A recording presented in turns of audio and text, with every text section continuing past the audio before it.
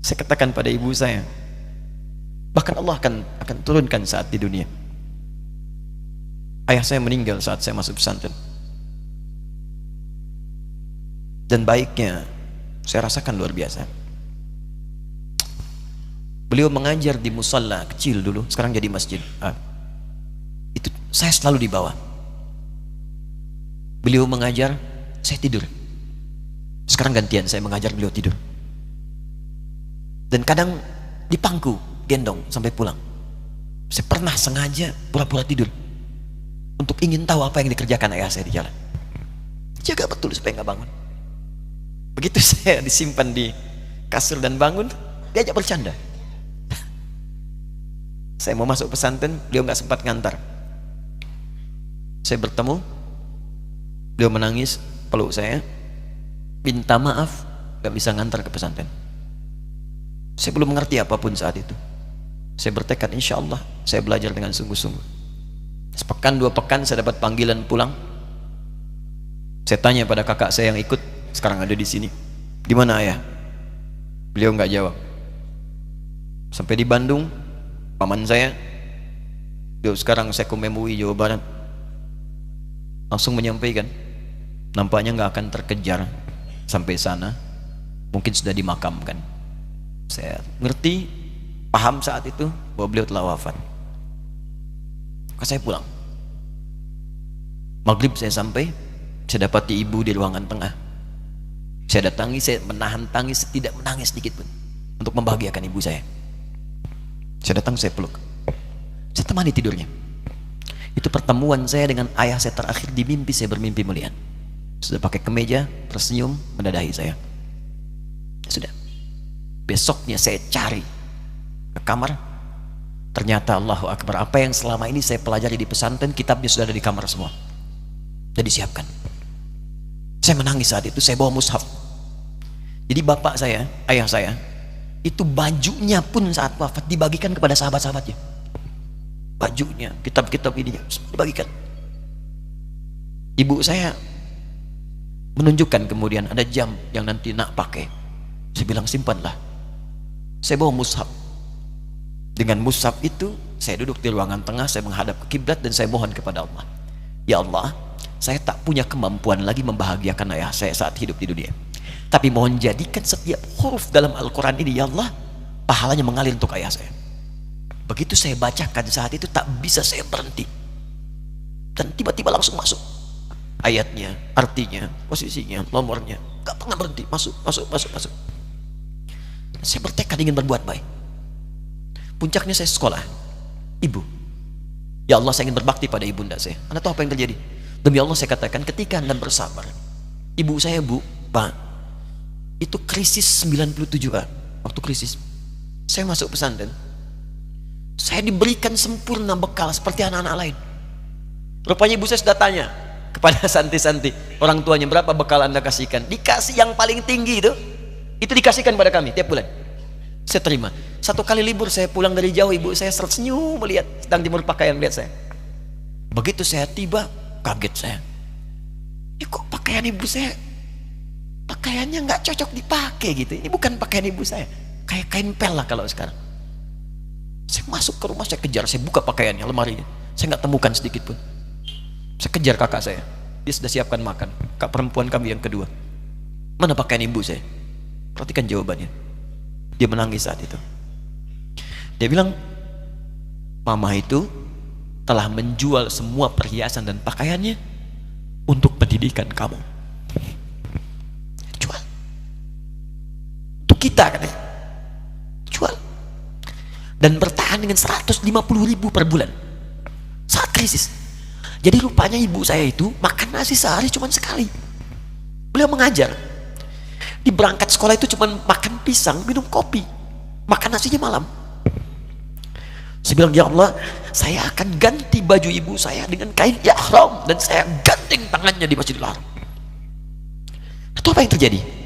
Begitu saya kuliah di Libya, alhamdulillah, saya berangkat, saya mulai mengajar, saya serius belajar. Saat itu kemudian Allah mulai berikan jalan. Saya ingin sungguh-sungguh. Malam saya bangun, saya sholat, saya belajar, saya menghafal Quran, saya belajar riwayat Quran. Sampai puncaknya tiba. Saya ditugaskan pemerintah Indonesia saat itu untuk jadi petugas haji di Mekah. Saya telepon ibu saya. Saya bilang, Ma, saya insya Allah akan haji 2010. Saya telepon Februari saat itu. Saya dengar suara, terbayang wajahnya indah, senyuman, bahagia. Alhamdulillah, nak. Kapan berangkat? Tahun ini insya Allah. Saya bilang, dan saya tidak akan pernah berangkat kecuali mama pun akan berangkat. Terdengar nada pesimis tapi senyum. Dari mana katanya? Allah akan kasih, saya bilang. Saya sedang bekerja berusaha karena Allah. Mustahil Allah akan sia-siakan kita. Berapa butuhnya?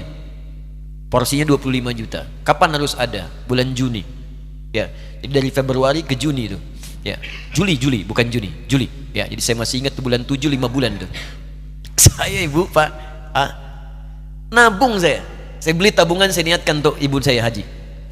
Bulan Juli masih setor 25 juta. Jadi semua tabungan masukin situ. Ada yang ngajar ngasih, masukin situ. Masukin semua. Tepat sepekan sebelum itu kemudian didaftarkan, saya buka tabungan. Allahu Akbar, karunia Allah luar biasa. Tadi butuh berapa? 25 juta. Begitu dibuka, Masya Allah, 1 juta. Karena beasiswa nggak banyak, 1 juta. Tapi 3 hari sebelum daftar, entah dari mana ibu-ibu pengajian di KBRI datang, Ustadz, ibu katanya mau haji juga ya, Ustadz mau haji ya, ibu ikut ya, sudah nggak usah dipikirin, nanti kami yang pikirkan semuanya. Tiba-tiba dikirim, bayar porsinya di sana, dapat koper paling besar. Bayangkan, tadinya kopernya belum datang, telepon lagi, nak koper belum datang katanya. Saya bilang, Ma, tenang aja, apa hajinya nggak jelas ini? Tidak jelas, saya bilang, insya Allah. Ya. Nah, cuman beritanya berbeda. Begitu saya telepon lagi, Ma, gimana bisa? Nah, telah keluar pengumumannya. Kapan, Ma? 2013. Loh, kan saya hajinya 2010, nggak bisa, harus 2010. Lihat kalimat ibunda saya. Nah, jangan pernah mengambil hak orang lain. Allah kasih 2013, alhamdulillah. Saya bilang, Ma, kita tidak harus mengambil hak orang lain, tapi kita meminta kepada Allah yang memanggil kita. Boleh jadi Allah akan berikan tambahan kuota pada tahun ini. Doa lagi, minta, datang ke masjid. Tiba-tiba ada sidang Oki di Istanbul saat itu, keputusan 1.000. Setiap ada 1.000 muslim, 1 kuotanya.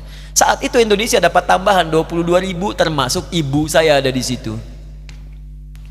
Ya, acara malam Al-Qadar 27 Ramadan, malam masih ingat betul, saya jadi MC dengan rektor pada saat itu.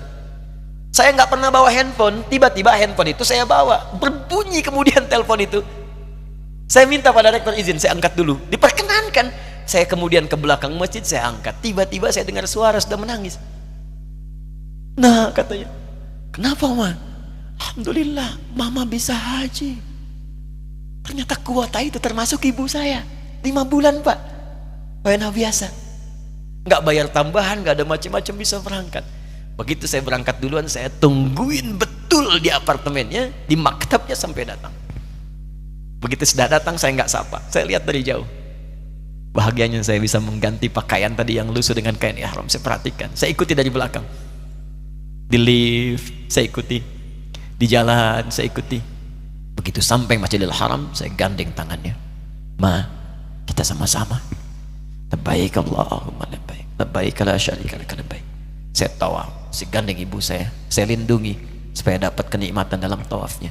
Begitu saya rasakan bagaimana Sayyidah Hajar bekerja keras untuk Ismail. Saya balas di situ, saya gandeng tangan yang kanan. Saya minta pada Allah, muliakan ibu saya, ya Allah, muliakan ibu saya, muliakan, berikan saya kesempatan membahagiakannya. Cuman yang kanan digandeng, yang kiri kosong, karena sudah tidak ada.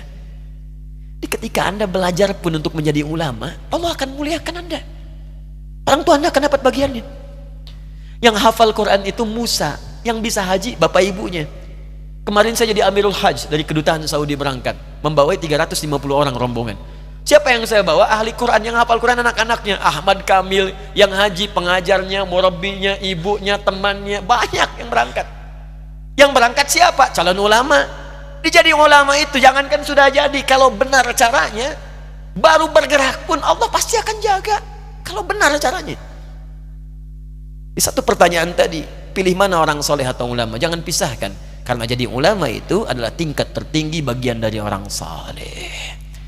Jadi mesti ada yang jadilah di keluarga. Pilih satu mungkin ahli Quran, kedua ahli hadis, yang lain dunia, tapi dunia diniatkan membantu ibadah. Jadi arsitek buat bangun masjid, bangun pesantren, pahala banyak. Insya Allah akan dibuka oleh Allah, insya Allah.